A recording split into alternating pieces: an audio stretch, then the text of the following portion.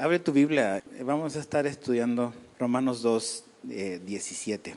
Vamos a leer los primeros versículos, oramos y comenzamos. Romanos 2, 17.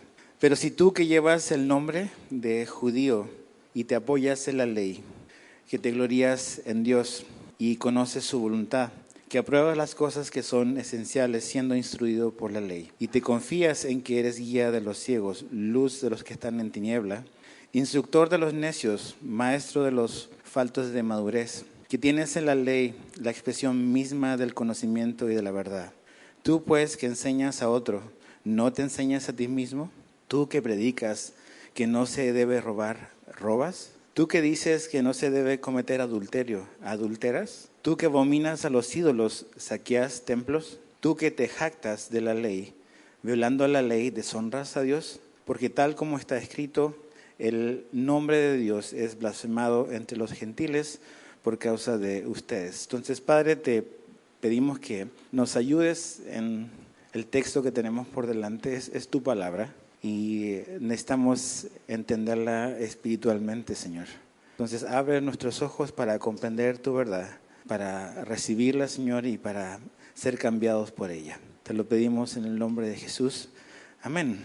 Si has estado con nosotros las últimas semanas, lo que básicamente hemos estado viendo es cómo Pablo y Dios ha estado como mostrando por qué necesitamos el Evangelio de Dios. Pablo como que sistemáticamente en estos primeros 3 capítulos de su carta, lo que ha hecho es básicamente como que separar a 3 grupos distintos de personas o tipos de personas, mostrando la culpabilidad de cada uno de ellos. En Romanos 1, Pablo hablaba y como que separaba y aislaba un momento a los gentiles, a los que no son judíos, a los que son abiertamente inmorales, los que viven como si Dios no existiese, y decía, pues obviamente esas personas son culpables. No pueden decir de que Dios no existe, porque Pablo dice ahí que Dios se hace visible a través de su creación. Entonces, claramente no hay ninguna excusa para el hombre inmoral porque sabe que hay un creador. En el capítulo 2, la última sección que vimos, del 1 al 16, Pablo enfocó su mirada ahora al moralista, a la persona que tiene a lo mejor buenos principios, que vive bajo cierto código de conducta moral, pero Pablo mostraba las incongruencias del moralista, que ni siquiera es capaz de vivir a la altura de su propio estándar. Olvídate el estándar de Dios. El moralista, aun y que tiene buenos principios, peca en contra de su conciencia, porque Pablo decía que Dios había colocado en nuestra conciencia la ley de Dios, y que la conciencia que cada ser humano tiene o lo defiende o lo acusa. Y obviamente el moralista ha pecado en contra de la voz de su conciencia, ha transgredido la ley de Dios que está ahí sembrada en el corazón. Todo ser humano, aunque no conozca de Jesús, sabe lo bueno y lo malo. Eso lo puso ahí Dios desde que nacemos. El moralista, el que tiene buenos principios, pero que no vive bajo ellos, es culpable también ante Dios. Pero hoy, la sección de hoy es la última de esta etapa y está como que dar el diagnóstico de la humanidad, donde Pablo va a hablar básicamente del judío religioso. Pero no solamente tiene que ver con él, la aplicación y la implicación es que cualquier religioso también es declarado culpable ante los ojos de Dios. Quizás el que es religioso o este judío del cual Pablo va a hablar es más grave su transgresión, porque no solamente ve la creación de que hay un Dios, no solamente tiene la ley de Dios grabada en su conciencia, sino que aparte tiene la ley de Dios escrita. Conoce la palabra de Dios. Y eso lo hace más responsable que una persona que no conoce absolutamente nada de Jesucristo o de Dios. Básicamente lo que Pablo está orillándonos es hacernos ver esto que dijimos desde el inicio. ¿Por qué necesitamos el Evangelio de Cristo? ¿Por qué necesitamos ser salvados, ser rescatados? Porque somos inmorales, porque somos morales, e incluso necesitamos ser rescatados de nuestra falsa religiosidad. El religioso también necesita ser rescatado, también es un pecador en necesidad de salvación. En los versos 17 al 20, si te fijas, Pablo dice, pero si tú que llevas el nombre de judío, la Reina Valera dice el sobrenombre de judío, Pablo usa 6 veces el pronombre tú. Dice, tú eres esto, tú que haces esto otro, tú 6 veces, y está hablando de la misma persona. No está hablando de un congregante en particular de la iglesia de Roma, está hablando de un tipo de persona. Como el inmoral, como el moralista, ahora está hablando del religioso. Y obviamente él está dirigiéndose al que es judío, el de religión judía. Acuérdate, la carta a los romanos fue escrita a la iglesia que está en Roma. Y en la iglesia en Roma habían cristianos que tenían un trasfondo judío. Habían venido del judaísmo al cristianismo. Entonces, la audiencia de su carta también son personas que tienen este trasfondo. Y lo que básicamente Pablo comienza a decir es mostrarles y mostrar estas como que ventajas que los judíos religiosos tenían. Tenían muchos privilegios de los cuales ellos se jactaban o podían presumir de quiénes eran ellos. Y él enumera a 8 cosas de los cuales el judío religioso podía presumir. Primero, partiendo por, dice, tú llevas el nombre judío o el sobrenombre, como dice la Reina Valera. O sea, tú tienes un nombre y es judío. Y lo que Pablo está diciendo ahí es, tú tienes con ese nombre judío toda una herencia espiritual. Eso significa algo, no es nada más cualquier nombre, es tú eres parte de un grupo étnico al cual Dios eligió para ser su pueblo en esta tierra. O sea, fueron elegidos por Dios, no por ser los mejores, sino al contrario, dice Dios, pero fueron escogidos por Dios. Y eso ya implica cierto privilegio que ellos gozaban. Segundo, Pablo dice ahí, a partir del verso 17 también, que ellos se apoyan en la ley de Moisés, la ley de Dios. O sea, ellos sabían que la ley que Dios le dio a Moisés en el Sinaí era la palabra de Dios. Ellos tenían ese privilegio desde siglos en los cuales Dios había dejado escrita su voluntad. Tercero, dice que ellos se glorían en Dios. Eso quiere decir de que ellos tenían una relación con Dios, tenían una comunión con Dios, cosa que no tenían las otras naciones. Ellos sí tenían acceso a Dios, tenían relación con Dios. 4, por tener la ley de Dios, conocían su voluntad. Ellos conocen la voluntad, saben la verdad de Dios, saben los planes y propósitos de Dios. ¿Por qué? Porque tienen la ley de Dios. Ahí estaba, no era cosa de imaginarse de qué será lo que Dios quiere, lo tenían escrito, sus planes y sus propósitos. Número 5, al tener la verdad, ellos sabían discernir. Los judíos podían no solamente discernir entre lo malo y lo bueno, sino entre lo bueno y lo que es mejor, que todavía es mucho mejor que solamente malo y bueno. ¿Cómo ellos podían discernir lo que era bueno y lo malo y lo mejor? Porque tenían la ley escrita de Dios. Conocían claramente qué era lo que Dios pedía. También dice que habían sido instruidos por la ley. Todo niño judío desde pequeñito crecía escuchando la palabra de Dios. Y ese era un privilegio que ellos tenían. A diferencia de las naciones paganas y los pueblos que estaban a su alrededor que no tenían ese acceso, los judíos sí. Desde pequeños instruidos en las cosas de Dios, instruidos por la ley. Y eso los llevaba al punto número 7, que ellos se consideraban aptos para enseñar a otros. Los judíos no eran los que aprendían, los judíos eran los que enseñaban a otros. Tenían la verdad y ellos enseñaban la verdad a los demás. Se consideraban aptos para enseñar. Y finalmente, número 8, el octavo privilegio del cual ellos presumían era que tenían acceso al conocimiento y a la verdad. Básicamente ellos estaban conectados con la esencia misma de la verdad y la sabiduría de Dios. Entonces, muchos privilegios. Y cuando hay muchos privilegios, la responsabilidad es grande. Y también a veces cuando hay muchos privilegios, es fácil a lo mejor como que llenarnos de orgullo por las cosas que Dios nos da. Cosas que otros no tienen, pero que Dios por su gracia nos da, a veces nos lleva a llenarnos de orgullo. Mayor privilegio, mayor responsabilidad. Del verso 21 al 24, Pablo como que agarra estos privilegios que ellos tenían para empezar a hacerles preguntas. Son preguntas retóricas. Eso quiere decir de que Pablo no está esperando una respuesta. Está simplemente haciendo una pregunta para enfatizar una verdad que él quiere que ellos vean. ¿Y cuáles son las preguntas? Fíjate otra vez el verso 21. Tú pues que enseñas a otro, ¿no te enseñas a ti mismo? Tú que predicas que no se debe robar, ¿robas? Tú que dices que no se debe cometer adulterio, ¿adulteras? Tú que abominas a los ídolos, ¿saqueas templos? Tú que te jactas de la ley, violando la ley, ¿deshonras a Dios? Entonces, Pablo da todas estas preguntas para hacerles ver algo muy importante. Ellos podían enseñarles a otros y estaban seguros y confiados y hasta orgullosos de que podían enseñarle a otros, pero se estaban enseñando ellos a ellos mismos. ¿Tenían ellos un corazón enseñable o no? Nos gusta enseñarle a los demás lo que tienen que hacer, lo que deben de hacer. Pero la pregunta es, con la misma vehemencia o pasión o fervor, ¿nos enseñamos a nosotros mismos o no? ¿O simplemente le andamos diciendo a los demás lo que los demás deben de hacer? Aquí haz esto otro, pero ¿nos enseñamos a nosotros mismos?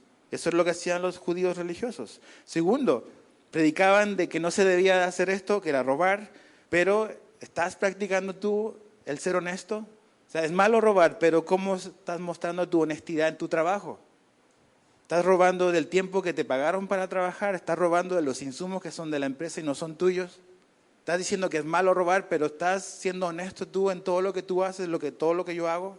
Porque es muy fácil hablar, otra cosa muy diferente es vivirlo. Tercero, hablas sobre pureza sexual, pero tú, ¿qué onda con la pureza en tu vida? Hablas de que es malo el adulterio, pero ¿cómo andan nuestros pensamientos? ¿Cómo está nuestro corazón? 4, condenas la idolatría, pero ¿te beneficias económicamente de ella? No, yo no soy idólatra, pero siempre que me caiga un billetito en mi bolsillo, pues no pasa nada con que otros sean idólatras. O sea, yo no practico el pecado, pero si me deja un beneficio a mi negocio, pues yo le entro, aunque yo no lo haga. Ok, incongruencias. Dice, presumes conocer la ley, pero ¿estás honrando a Dios realmente al vivirla, al practicarla? Y aquí lo que hace Pablo cita un versículo del Antiguo Testamento que es Ezequiel 36:20 y que dice así: cuando llegaron a las naciones a donde fueron, profanaron mi santo nombre, porque de ellos se decía, estos son el pueblo del Señor y han salido de su tierra. Entonces, ¿por qué Pablo está citando a Ezequiel? Porque el pueblo de Israel trajo deshonra a Dios. Ellos fueron desobedientes, Dios fue muy paciente con ellos, pero hubo un punto donde Dios tuvo que optar por la disciplina y ellos vivieron en cautiverio, 70 años en Babilonia. Y lo que los pueblos vecinos de Israel empezaban a decir, oye, bueno, ¿qué tipo de Dios tiene esta gente que no los puede librar de gente como nosotros? Si su Dios no los puede librar de nosotros, entonces su Dios es pequeño. Pero realmente Dios los estaba disciplinando a través de estas naciones, pero el nombre de Dios estaba siendo blasfemado. ¿Por qué? Por la desobediencia de la nación de Israel. Entonces, Israel trajo descrédito a Dios. ¿Por qué trajo descrédito a Dios? Porque fueron desobedientes. Porque a pesar de tener la ley, no la cumplieron, la desobedecieron como nación y como personas individualmente también. Y eso es lo que pasa en nuestra vida. Muchas veces el mal testimonio que el mundo tiene o la mala impresión que el mundo tiene sobre Jesús no es por Jesús, es por nosotros, por las incongruencias y las desobediencias de nuestra vida. Entonces la gente va a decir, bueno, a ver, este Jesús que me habla esta persona, pues voy a ver cómo él o ella vive su vida. Entonces yo entiendo, no somos perfectos, no estamos hablando de eso, pero realmente a veces es derechamente una abierta desobediencia a Dios y seguimos cargando una playera cristiana, el pescadito en el carro, una cruz. No que eso sea malo, pero a lo mejor le estamos haciendo mala prensa al Evangelio, mi desobediencia. Entonces, ¿qué es lo que Pablo está diciendo? ¿Cuál es toda la idea de toda esta sección? Es que los judíos religiosos nunca habían vivido a la altura de lo que la ley de Dios demandaba. Prueba es el texto que él usa de Ezequiel.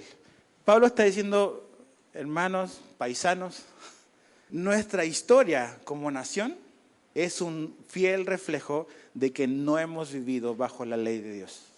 Por eso es bueno leer el Antiguo Testamento, porque nos ayuda a entender muchas cosas del Evangelio. Pero básicamente, si hay algo que queda claro en el Antiguo Testamento, es que Dios es fiel e Israel no lo fue. Ese es el punto. A pesar de que tenían la ley de Dios, no vivieron siempre bajo la ley de Dios. Entonces, no han sido obedientes. Entonces, ¿qué es lo que pasaba?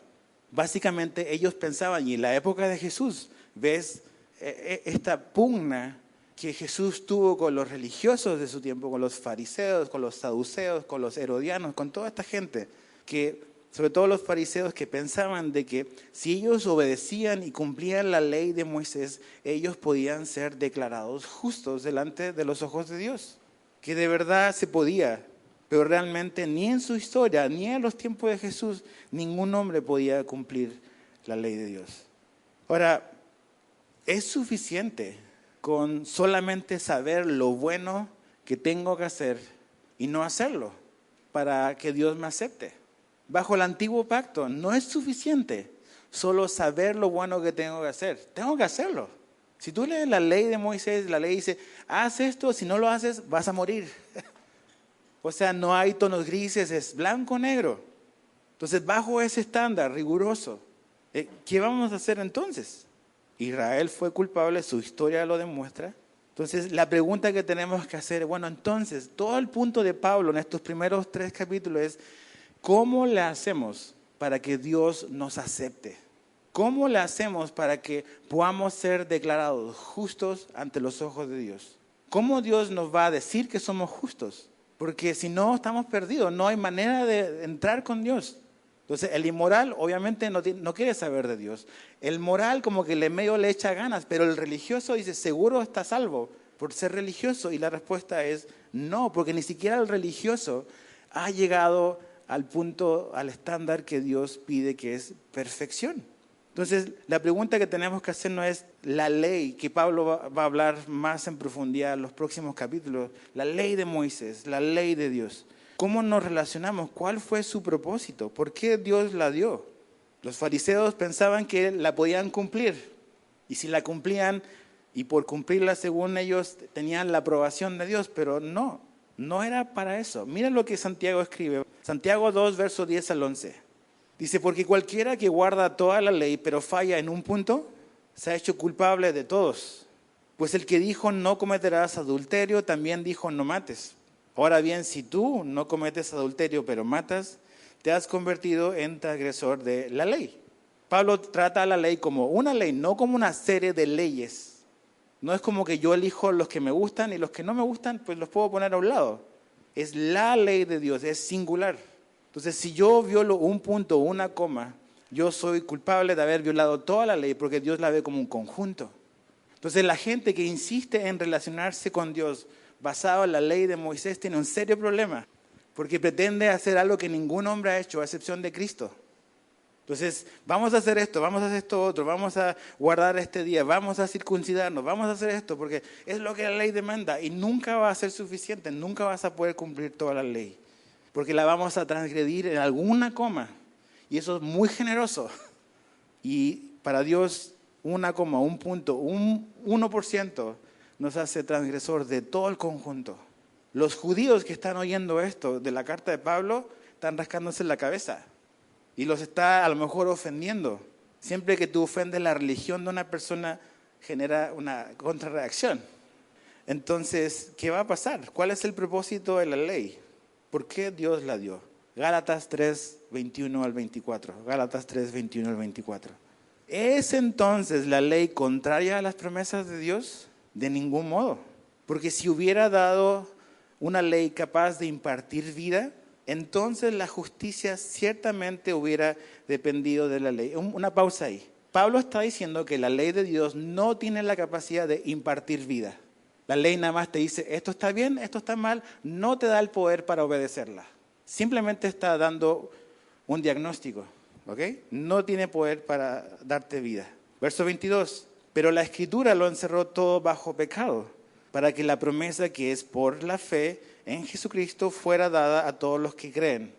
23, antes de venir la fe, estábamos encerrados bajo la ley, confinados para la fe que había de ser revelada. O sea, después de la ley iba a venir algo que se iba a revelar. Dice, verso 24, de manera que la ley ha venido a ser nuestro guía. La Reina Valera dice, ayo, para conducirnos a Cristo, a fin de que seamos justificados por la fe. Pablo resume la idea en esto. La ley que Dios da simplemente fue un tutor. Ese es un ayo que nos prepara para la llegada de alguien.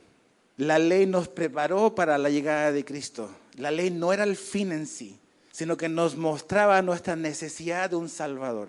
que necesitamos ser rescatados. Como Pablo dice, la ley no tenía el poder de cambiar nuestra vida. Simplemente nos mostraba y nos muestra el estándar moral perfecto de Dios y que Él es santo y nosotros no lo somos. Es simplemente para eso. ¿Qué más hace la ley? Romanos 3:20, lo vamos a ver la próxima sesión. Romanos 3:20, porque por las obras de la ley, ¿qué dice ahí? No dice algunos, ningún ser humano. Ningún humano será justificado delante de Él, pues por medio de la ley viene el conocimiento del pecado. La ley lo único que hace es exponer mi pecado. Y eso es su propósito. Es un espejo que nos muestra nuestra realidad, que muestra tu realidad. O sea, cuando lees los 10 mandamientos, con el primero ya estamos descalificados. ¿No vas a tener dioses ajenos delante de mí? Ok, ¿seguro? ¿Neta? ¿Ningún día de tu vida, en toda tu vida, no tienes ningún ídolo? Claro que los tenemos. Dice, ya, ¿para qué leo los otros 9? Si ya con el primero. Pero sigue leyendo uno tras uno y es una mortificación. Porque descubres de que estamos, no por tantito, por muchísimo lejos de Dios. Pero seguimos pensando que somos buenas personas. Todavía me sorprende que personas cristianas de años sigan pensando que son buenas personas. Perdón, no lo somos. Bajo el estándar de Dios no lo somos. ¿Podemos hacer buenas cosas? Sí. Pero si nos medimos por el estándar que Dios pone, que es Cristo, estamos en serios aprietos. Entonces, el propósito de la ley de Dios, el Antiguo Testamento, es mostrarnos quién es Dios y mostrarnos quiénes somos nosotros. El conocimiento del pecado. Entonces, nadie ha podido cumplir la ley de Dios. Ningún hombre ni ningún hombre lo hará. Solo Jesús lo pudo hacer. Solo Cristo lo pudo hacer. Entonces, toda la idea de Pablo es tanto el gentil que no tiene la ley, como el judío que sí tiene la ley, sí sabe la voluntad de Dios, necesita al mismo Salvador. Necesita a Jesús para ser salvo. Tanto el gentil como el judío, su entrada al cielo va a ser de la misma manera, por lo que Cristo hizo en la cruz y por la fe en Él. Entonces, es serio. Verso 25 al 27. Pues ciertamente la circuncisión, y ahora pasa como a otro tema del cual ellos se sienten orgullosos. Pues ciertamente la circuncisión es de valor si tú practicas la ley. Pero si eres transgresor de la ley, tu circuncisión se ha vuelto incircuncisión. Por tanto, si el incircunciso cumple los requisitos de la ley, no se considerará su incircuncisión como circuncisión. Y si el que es físicamente incircunciso guarda la ley, no te juzgará a ti, que aunque tienes la letra de la ley y eres circuncidado, eres un transgresor de la ley. Ok, te lo quiero leer en la NTV para complementar la idea, nada más para tener una idea general. Dice, la ceremonia judía de la circuncisión solo tiene valor si obedeces la ley de Dios. Ok, pausa. Solo si obedeces la ley de Dios. ¿Y qué nos dice Santiago 2? Que tengo que obedecer toda la ley. No nada más las partes que me gustan, ni me convienen, ni que se me hacen fácil. Ok, es la ley singular, es un conjunto. Dice, otra vez, pero si no obedeces la ley de Dios, no estás en mejor condición que un gentil incircunciso. Y si los gentiles obedecen la ley de Dios, ¿acaso Él no los considerará su propio pueblo, Él Dios? De hecho, los gentiles incircuncisos que cumplen la ley de Dios los condenarán a ustedes, judíos que están circuncidados y tienen la ley de Dios, pero no la obedecen. La circuncisión era esta marca particular que tenía el pueblo de Israel. Esa era una marca que los hacía identificarse como descendientes de Abraham. Eso con los años se transformó en orgullo, en presumir. Puedes leer Génesis 17, Génesis 21. Pero Dios dejó la circuncisión para los descendientes de Abraham. Era algo físico, algo externo, pero apuntaba a algo interno que Dios quería hacer en ellos. No era nada más una marca externa, sino que tenía que ver y estaba conectado con una verdad interna. El cortar la carne representaba eso, quitar la carne de nuestra vida, no ser controlado y gobernado por la carne, y ser gobernado y controlado por Dios. Eso es lo que representa. Ellos solo lo hicieron como algo físico, pero desde el inicio Dios habló de que la circuncisión que Él andaba buscando era la del corazón. Mira algunos versículos para demostrarte el punto. Deuteronomio 10:16. Circunciden pues su corazón y no sean más tercos. Deuteronomio 36. Además, el Señor tu Dios circuncidará tu corazón y el corazón de tus descendientes, para que ames al Señor tu Dios con todo tu corazón y con toda tu alma, a fin de que vivas. El profeta Jeremías 4:4, circuncídense para el Señor y quiten los prepucios ¿de dónde? De sus corazones, hombres de Judá, habitantes de Jerusalén. Entonces, evidentemente, este aspecto físico no era nada más algo físico, apuntaba a una verdad que Dios quería hacer en el corazón de su pueblo. Ellos solo se habían quedado en algo externo cuando Dios quería hacer algo internamente. Entonces, todo el punto de este versículo o de esta sección que acabamos de leer es la circuncisión de la cual ustedes judíos presumen solo tiene validez si ustedes han sido obedientes a la ley de Dios y obedientes a toda la ley de Dios. Si ustedes han sido desobedientes, su circuncisión no sirve absolutamente de nada. ¿Te imaginas los judíos así como que, ay, ya no me está cayendo bien este Pablo? Un gentil obediente a Dios, no circuncidado, está en mejor posición que un judío circuncidado desobediente. Esa es la idea.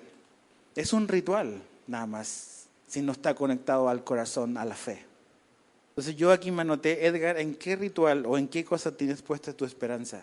Y aquí quiero que pensemos un poco en algunas cosas. Cuando vemos la lista de 8 cosas que yo di hace un rato, que llevan el nombre de que se apoyan en la ley, que se glorían en Dios, que conocen su voluntad, que saben discernir lo que es mejor, que han sido instruidos en la ley de Dios, que pueden enseñar a otros y que tienen acceso a la verdad. Esos somos tú y yo también. Hay mucha gente que ha llegado aquí a la iglesia y ha dicho, yo ando buscando una iglesia con sana enseñanza, con sana doctrina. Y eso está muy bien, está perfecto. Pero eso no significa absolutamente nada en nuestra vida si nosotros seguimos viviendo como queremos. No sirve de nada si en este púlpito se enseña la verdad y tú y yo no vivimos en esa verdad. Estamos siendo simplemente como estos religiosos judíos, que presumen que yo voy a Calvary, que se enseña la Biblia verso a verso, pero en el día a día no hay ningún cambio en mi vida. ¿Tienes el sobrenombre de que eres de Calvary? ¿Cómo? ¿Qué habla nuestra vida? Y me estoy predicando a mí mismo. Está bien estar en la verdad. Necesitamos iglesias más sanas en esta ciudad y en este país. Pero si el congregante quiere seguir siendo desobediente a Dios, o el que enseña quiere seguir siendo desobediente a la verdad que está enseñando, ¿qué testimonio va a tener nuestro Dios? Tú y yo tenemos grandes privilegios, tenemos acceso a la verdad, tenemos la palabra de Dios. Hay cristianos en el mundo ahora mismo que no tienen acceso a una Biblia. Tengo la Biblia en mi iPad, en el celular, en un montón de lugares. Tenemos acceso a la verdad. ¿Qué estamos haciendo con esa verdad? ¿Estamos viviendo? ¿O simplemente tenemos el sobrenombre que somos cristianos, pero nuestra vida práctica y real está totalmente desconectada con lo que decimos creer? Si es así, si simplemente afirmamos verbalmente algo y nuestra vida no dice lo mismo, somos religiosos. Y siendo religiosos no vas a llegar al cielo, ni yo. Estamos en el mismo lugar que estos judíos que piensan de que porque vienen de una iglesia con enseñanza sana, eso es suficiente sin tomar decisiones y hacer ajustes en nuestra vida para ser transformados. Otra cosa importante, muchos de nosotros hemos quizás crecido en un hogar cristiano. A lo mejor tú creciste en un hogar cristiano, a lo mejor tú eres el primer cristiano, pero a lo mejor tú creciste en un hogar cristiano. A lo mejor tus papás te han intentado criar y llevar a los caminos del Señor. Y eso está súper bien. Yo le doy gracias a Dios por mi papá y por mi mamá. Mi abuelo fue pastor, yo crecí en una cuna cristiana. Pero a los 14 años decidí darme mi vuelta por Egipto. Y me fue re mal. Hay algo que tenemos que entender, es si tú eres un hijo y tus papás son cristianos o tu mamá es cristiana, ella está haciendo o él está haciendo un buen trabajo, está tratando de, cuando te trae, es como que exponerte a la verdad, pero tú tienes que saber algo, tú eres responsable ante Dios. Y así como me pasó a mí, yo tuve que llegar a un momento donde tuve que doblar mi rodilla y eso, pedir y clamar por ayuda. Todo lo que has aprendido desde que eres pequeño, a lo mejor, que te han enseñado en tu casa, tiene la capacidad para llevarte a la salvación, como lo hizo Timoteo. Pero tienes que entender que es un privilegio, pero también es una responsabilidad. Dale gracias a Dios por el hogar en el que has crecido, si los principios y las verdades del Evangelio están ahí. Pero tienes que entender de que tú tienes que venir a ese punto donde tienes que reconocer de que tu espiritualidad o el haber crecido en un hogar que tú a lo mejor consideras como religioso, a lo mejor te ha hecho librarte de problemas, pero no te va a meter al cielo en automático. O sea, a lo mejor tener buenos valores morales, buenos valores bíblicos, a lo mejor te mantuvo lejos de problemas, pero no te va a meter al cielo en automático. Tú necesitas a Cristo. Tú necesitas rendir tu voluntad a Jesús y nacer de nuevo. No importa en el hogar que hayas crecido, si es cristiano o no cristiano. Pero lo que pasa a veces cuando crecemos en un contexto donde todos son cristianos, nos mimetizamos y pensamos que somos como ellos, no siéndolo.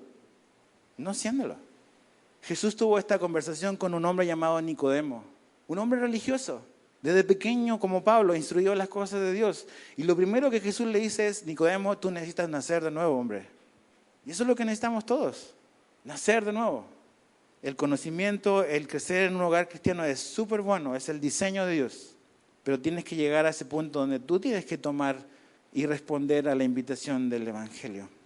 Si no, si simplemente te mueves como en el mood de tu familia, en todo ese rollo, nada más es religiosidad. Y la religiosidad nunca ha metido a nadie al cielo. De hecho, creo que el infierno está lleno de gente religiosa, que nunca conoció la verdad y nunca se rindió a Cristo. Es muy importante para nosotros. Damos gracias a Dios por iglesias como la nuestra. No somos los únicos que escuchamos y que estudiamos la Biblia. Pero si solo te quedas con eso y no lo llevas en tu vida, estás en problemas. O yo estoy en problemas. Verso 28 al 29 dice, porque no es judío el que lo es exteriormente, ni la circuncisión es la externa en la carne, pues es judío el que lo es interiormente. Y la circuncisión es la del corazón, por el espíritu, no por la letra, la alabanza del cual no procede de los hombres, sino de Dios. Pablo está resumiendo y como que concluyendo su idea, y es que el judío verdadero, el que es de verdad está la religión verdadera y pura, no tiene que ver con algo externo, superficial, tiene que ver con algo del corazón, con algo del espíritu. Yo puedo tener una serie de cosas externamente y tener mi corazón totalmente lejos de Dios. Yo puedo hacer cosas que hacen los cristianos no siéndolo. Puedo hacer buenas obras. Hay un montón de organizaciones que no tienen que ver con la iglesia, que hacen buenas obras. Está bien. Aplaudimos eso, damos gracias por eso. Pero eso no es lo que nos da la salvación. No es buenas obras, no son obras ni siquiera religiosas. Muchos cristianos han entrado en este juego de, yo quiero que Dios me bendiga, yo quiero que Dios me acepte, entonces voy a hacer estas cosas para que Dios me dé su favor. Entonces, voy a leer más la Biblia para que Dios me bendiga más y me favorezca más. Voy a orar más para obtener algo de Dios. Voy a ir a la iglesia, voy a darle al pobre, voy a dar esto, voy a hacer esto, para obtener algo de Dios, para obtener su favor, para obtener su amor. Esa es una religión de obras. Y las obras son importantes. Son un resultado de nuestra fe, no la manera de nuestra salvación o la opción o la forma en la que somos salvos. Entonces a veces entramos en esta relación que realmente es como una transacción siempre con Dios. Es yo hago esto para que Él me dé algo a cambio. Yo voy a ofrendar para que Dios me dé más. Yo voy a orar para que Dios vea que realmente estoy interesado en Él. Todas esas cosas son buenas, son muy buenas, pero nunca son la base sobre la cual Dios nos acepta. Dios no nos acepta porque tú oras más, diezmas más, te congregas más. Él no nos acepta por ninguna de esas cosas. Dios nos acepta porque nos ama y porque Jesús murió por nosotros. Esa es la obra necesaria para ser aceptados por Dios. Todo lo demás, orar, cantar, todo eso es bueno, pero no es la razón por la cual Dios te ama y Dios te quiere bendecir. Dios te bendice por su Hijo, porque ve a su Hijo en ti. Entonces, No importa si yo traigo una playera que diga Calvary Chapel, tengo varias, pero no se trata de cómo nos vemos por afuera, es quiénes somos dentro. 1 al 2, ¿cuál es entonces la ventaja del judío o cuál el beneficio de la circuncisión? Entonces yo me imagino a los que están oyendo a Pablo decir, hoy nos está dando durísimo este Pablo.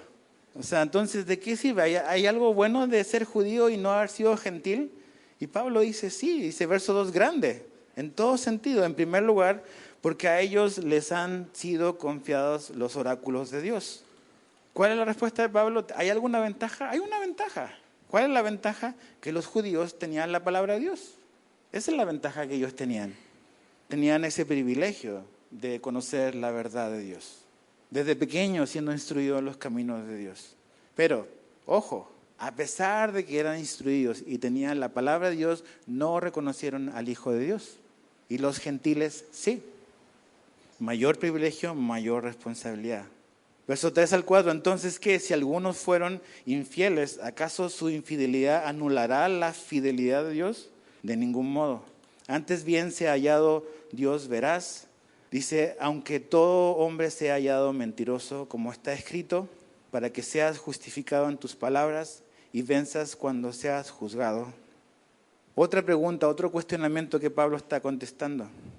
Bueno, Pablo, si nuestra nación ha sido infiel, como nos estás diciendo, si nuestro historial es negro con Dios, hemos sido infieles en el pasado, entonces Dios va a dejar de ser fiel con nosotros. Y Pablo dice, no, a pesar de nuestra infidelidad, Dios permanece fiel. Y él va a explicar esto a profundidad en los capítulos 9 al 11. Esto nada más es una pequeña probadita, pero la infidelidad del hombre no afecta la fidelidad de Dios. Y finalmente el 5 al 8 dice, pero si nuestra injusticia hace resaltar la justicia de Dios, ¿qué diremos? ¿Acaso es injusto el Dios que expresa su ira? Hablo en términos humanos. De ningún modo, pues de otra manera, ¿cómo juzgaría Dios al mundo? Pero si por mi mentira la verdad de Dios abundó para su gloria, ¿por qué también soy yo aún juzgado como pecador? ¿Y por qué no decir como se nos calumnia y como algunos afirman que nosotros decimos, hagamos el mal para que venga el bien? La condenación de los tales es justa. Te voy a leer estos mismos versículos del 5 al 8 en la Nueva Traducción Viviente. Sin embargo, algunos podrían decir, nuestro pecado cumple un buen propósito porque muestra a otros lo justo que es Dios. ¿No es injusto entonces que Dios nos castigue? Esto no es más que un punto de vista humano. De ninguna manera. Si Dios no fuera completamente justo, ¿cómo tendría autoridad para juzgar al mundo? Sin embargo, alguien podría seguir argumentando. ¿Por qué Dios me juzga como pecador si mi mentira realza su veracidad y le da más gloria a Él? Algunos incluso nos difaman asegurando que nosotros decimos, cuanto más pequemos, mejor. Los que dicen tales cosas merecen ser condenados. El cuestionamiento resumido sería, básicamente es, si mi pecado hace que Dios se vea mejor, ¿por qué Dios me juzga por ser un pecador? Pablo va a decir, cuando abundó el pecado, sobreabundó la gracia. Entonces, ¿por qué si estas cualidades de Dios se ven más grandes por mi pecado, Dios me castiga por mi pecado, me juzga por él? Entonces, lo que Pablo está diciendo es que el pecado nunca glorifica a Dios. El pecado es pecado. Y como vimos del texto que él cita de Ezequiel, el pecado de Israel difamó el nombre de Dios con sus vecinos. El pecado nunca glorifica a Dios. Ahora, es evidente que a pesar de nuestro pecado, Dios muestra gracia. Pero eso no significa que Él, al mostrarnos su gracia, yo dejo de ser responsable por mi pecado ante Él. Yo soy responsable, tú eres responsable por lo que tú haces y por lo que yo hago. Si Dios me da su favor y me da su gracia a pesar de lo que yo hago, gloria a Dios.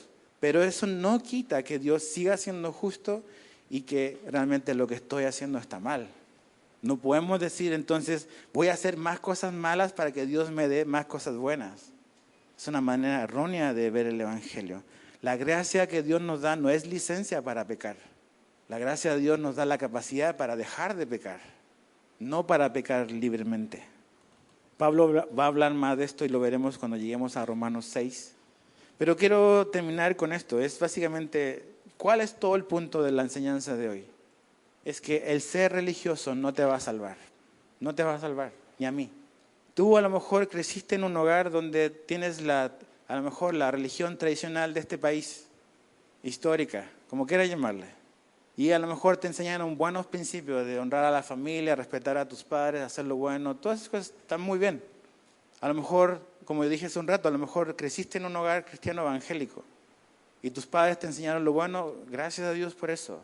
Pero eso de por sí solo, no mete a las personas a la eternidad con Dios. Como dije hace un rato, nos puede mantener lejos de problemas, pero no nos va a mantener lejos del infierno. Para eso necesitamos a Jesús. Entonces, ¿en qué estás confiando hoy? ¿Dónde está tu esperanza? ¿Es Jesús más algo más? Eso es religión. Jesús más algo más que yo tengo que hacer. Pero todo lo que Pablo está haciendo es jaque mate, es eso. Es deja de confiar en tus rituales, deja de confiar en tus actos religiosos, pon tu fe única y exclusivamente en la obra completa de Cristo en la cruz. Eso es todo lo que se necesita, es lo único que se necesita para ser salvo y para que Dios te perdone. Entonces, Señor, te damos gracias por la verdad del Evangelio, porque nos confronta con nuestros argumentos, con nuestros razonamientos, de siempre tratar de ponernos en una posición que es favorable para nosotros por lo que hemos hecho bien o por lo que no hemos hecho mal. Y estamos así como el fariseo que oraba con el publicano de confiar en sí mismos por las buenas obras religiosas que él hacía y por los pecados que él evitaba. Y simplemente somos unos religiosos orgullosos de nuestras buenas obras. Y no hemos entendido ni la gracia, ni el perdón, ni nada de la salvación. Entonces, Señor, líbranos de nosotros mismos. Líbranos de nuestra falsa religiosidad. Líbranos de nuestras obras de justicia que nos encanta presumir.